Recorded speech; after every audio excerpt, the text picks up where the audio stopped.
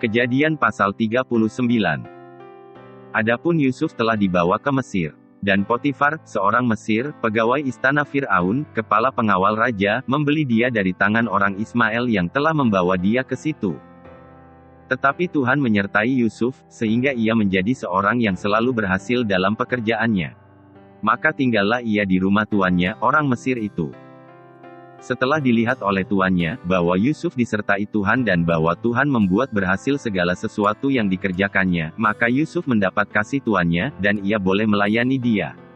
Kepada Yusuf diberikannya kuasa atas rumahnya dan segala miliknya diserahkannya pada kekuasaan Yusuf.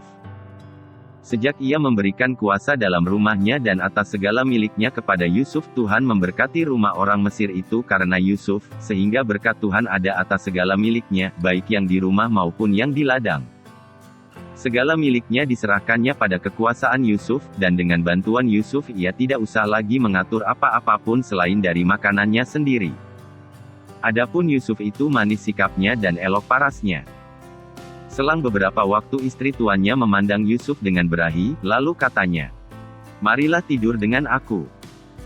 Tetapi Yusuf menolak dan berkata kepada istri tuannya itu, "Dengan bantuanku tuanku itu tidak lagi mengatur apa yang ada di rumah ini dan ia telah menyerahkan segala miliknya pada kekuasaanku, bahkan di rumah ini ia tidak lebih besar kuasanya daripadaku, dan tiada yang tidak diserahkannya kepadaku selain daripada engkau, sebab engkau istrinya.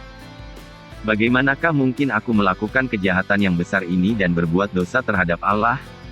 Walaupun dari hari ke hari perempuan itu membujuk Yusuf, Yusuf tidak mendengarkan bujukannya itu untuk tidur di sisinya dan bersetubuh dengan dia. Pada suatu hari masuklah Yusuf ke dalam rumah untuk melakukan pekerjaannya, sedang dari seisi rumah itu seorang pun tidak ada di rumah. Lalu perempuan itu memegang baju Yusuf sambil berkata, "Marilah tidur dengan aku." Tetapi Yusuf meninggalkan bajunya di tangan perempuan itu dan lari keluar. Ketika dilihat perempuan itu, bahwa Yusuf meninggalkan bajunya dalam tangannya dan telah lari keluar, dipanggilnyalah seisi rumah itu, lalu katanya kepada mereka, "Lihat, dibawanya kemari seorang Ibrani, supaya orang ini dapat mempermainkan kita.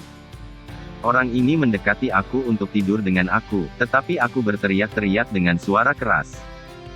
Dan ketika didengarnya bahwa aku berteriak sekeras-kerasnya, ditinggalkannyalah bajunya padaku, lalu ia lari keluar. Juga ditaruhnya baju Yusuf itu di sisinya, sampai tuan rumah pulang." Perkataan itu jugalah yang diceritakan perempuan itu kepada Potifar, katanya, "Hamba orang Ibrani yang kau bawa kemari itu datang kepadaku untuk mempermainkan aku. Tetapi ketika aku berteriak sekeras-kerasnya, ditinggalkannya bajunya padaku, lalu ia lari keluar."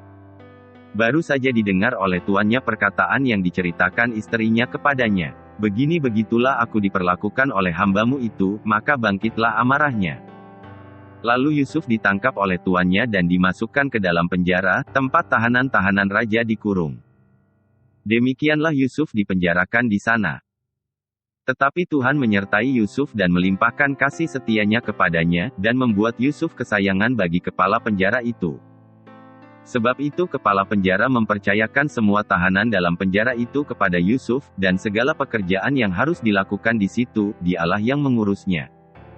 Dan kepala penjara tidak mencampuri segala yang dipercayakannya kepada Yusuf, karena Tuhan menyertai dia dan apa yang dikerjakannya dibuat Tuhan berhasil.